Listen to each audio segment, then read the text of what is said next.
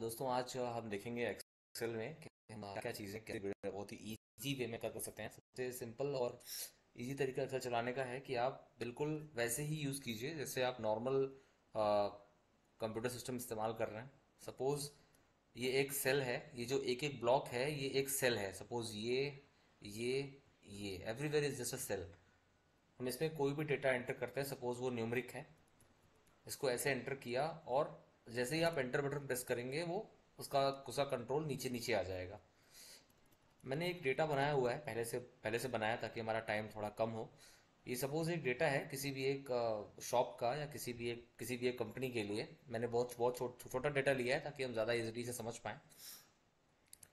Employ ID, employee name, department और sale, चार lines हमने बनाई हैं सिर्फ। इसको ऐसे सेलेक्ट कर लिया और आप इसमें ऑल बॉर्डर्स, यहाँ देखिए यहाँ बॉर्डर्स है, बॉटम बॉर्डर, टॉप बॉर्डर, आप जिस भी सिलेक्ट करेंगे। मैंने यहाँ ऑल बॉर्डर किया यानी सारे के सारे बॉर्डर्स में आ जाए।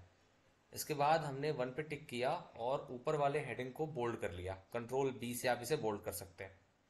ठीक है, इसके बाद देखिए हर एक जगह स्पेसेस अलग अलग हैं। तो एक छोटा सा शॉर्टकट है, मैं आपको कभी इसके बारे में बाद में बात करेंगे।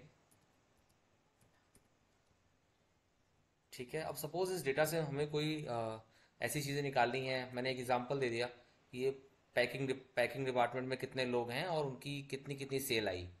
तो पैकिंग में यहाँ हमें दिख रहा है दो हैं, टू लोग हैं। इलेक्ट्रॉनिक्स की बात करते हैं, वन, टू, थ्री।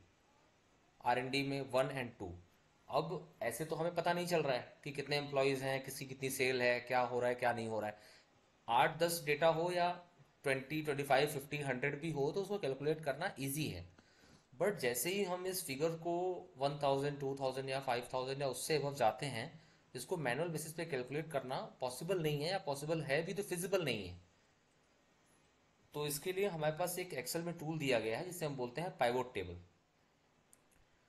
इसके लिए सबसे पहले आप इस फाइल को ऐसे सेलेक्ट कर लीजिए, इंसर्ट पे जाइए, इंसर्ट पाइवोट टेबल। अभी आप इसमें कुछ मत करिए, कुछ भी एक्स्ट्रा करने की ज़रूरत नहीं है। आप सिर्फ ओके कीजिए। धीमे धीमे जो आपको उसकी प्रैक्टिस हो जाएगी तो आप बाकी चीज़ों को समझ पाएंगे कि हाँ हर चीज़ किस लिए है। ओके पे टिक कीजिए। एक अलग विंडो आ जाएगी क्योंकि हमने वहाँ सेलेक्ट किया था कि न्यू विंडो पे ओपन हो। हमने वहाँ जो चार्ट बनाया हुआ है मैं आपको फिर से दिखा देता हूँ।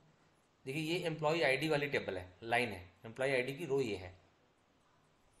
आप आ जाइए सीधे पहले एम्प्लॉय आईडी। एम्प्लॉय आईडी को हटा दीजिए, हम अभी डिपार्टमेंट बात करते हैं किस डिपार्टमेंट में कितनी सेल है।